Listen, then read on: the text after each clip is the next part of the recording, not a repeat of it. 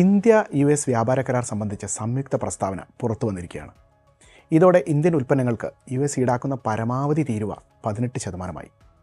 അതേസമയം അമേരിക്കയിൽ നിന്ന് ഇന്ത്യയിലേക്ക് കാർഷിക വിഭവങ്ങൾ ഉൾപ്പെടെ $500 ബില്യൺ ഉൽപ്പന്നങ്ങളാണ് ഇന്ത്യയിലേക്ക് എത്തുക.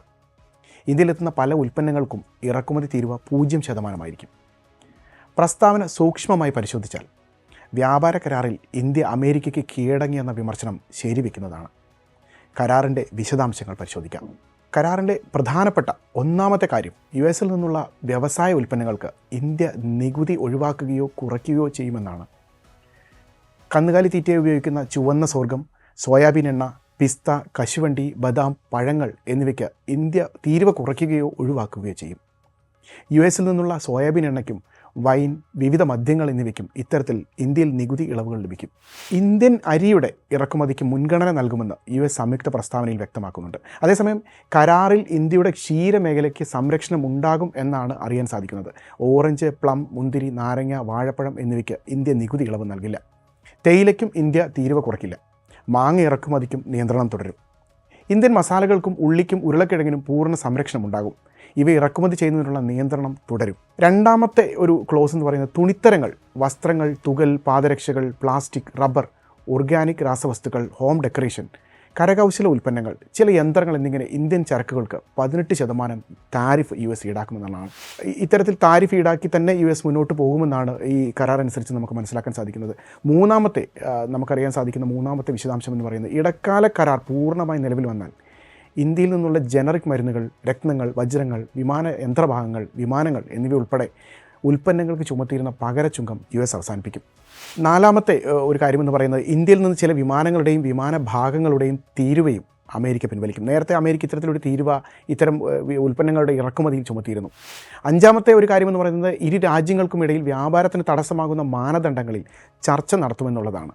ഇരു രാജ്യങ്ങൾക്കുമിടയിൽ ബിസിനസ് സുഗമമാക്കാൻ കൂടുതൽ ഇളവുകൾ, വൈദ്യശാസ്ത്ര ഈ ഒരു ക്ലോസിൽ ചില കാര്യങ്ങൾ നമുക്ക് കല്ലുകടിയായി മാറി വീണ്ടും സംശയം ജനിപ്പിക്കുന്ന കുറച്ച് കാര്യങ്ങളുണ്ട്. വൈദ്യശാസ്ത്ര മേഖലയിൽ യു എസ് ഉൽപ്പന്നങ്ങൾക്ക് നിലവിലുള്ള നിയന്ത്രണം അടക്കമുള്ള കാര്യങ്ങൾ പുനഃപരിശോധിക്കുന്നതിലേക്ക് ഇന്ത്യ ചെന്നെത്തും എന്നുള്ളതാണ് ഇതിൽ നമുക്ക് വ്യക്തമാകുന്നത്. അതായത് നിലവിൽ കരാറുകളിൽ ചില പ്രത്യേക മേഖലകളെയും ഉൽപ്പന്നങ്ങളെയും ഇന്ത്യൻ വിപണിയിൽ അനുവദിക്കാതിരിക്കുന്നത് ഈ വിപണിയുടെ താല്പര്യവും രാജ്യ താല്പര്യവും മുൻനിർത്തിയാണ്. ഇന്ത്യയിലെ കർഷകർ ഉൽപ്പാദിപ്പിക്കുന്ന ചില ഉൽപ്പന്നങ്ങൾ അതിലും കുറഞ്ഞ വിലയ്ക്ക് വിപണിയിലെത്തിയാൽ അത് കാർഷിക മേഖലയിൽ വലിയ ആഘാതമാണ് ഉണ്ടാക്കുക. കരാർ ഇന്ത്യൻ വ്യവസായ മേഖലയെ ദുർബലപ്പെടുത്തിയേക്കുമെന്നുള്ള ആശങ്കയ്ക്ക് കൂടെ വഴിയിടുന്നതാണ് പുതിയതായി പുറത്തു വരുന്ന വിവരങ്ങൾ. ആറാമത്തെ ഒരു കാര്യമെന്ന് പറയുന്നത് യു എസിൽ നിന്നുള്ള ഇൻഫർമേഷൻ ആൻഡ് കമ്മ്യൂണിക്കേഷൻ ടെക്നോളജി ഉൽപ്പന്നങ്ങളുടെ ഇറക്കുമതി സംബന്ധിച്ച് ലൈസൻസിങ് നിയന്ത്രണങ്ങൾ ഇന്ത്യ റദ്ദാക്കുമെന്നുള്ളതാണ്.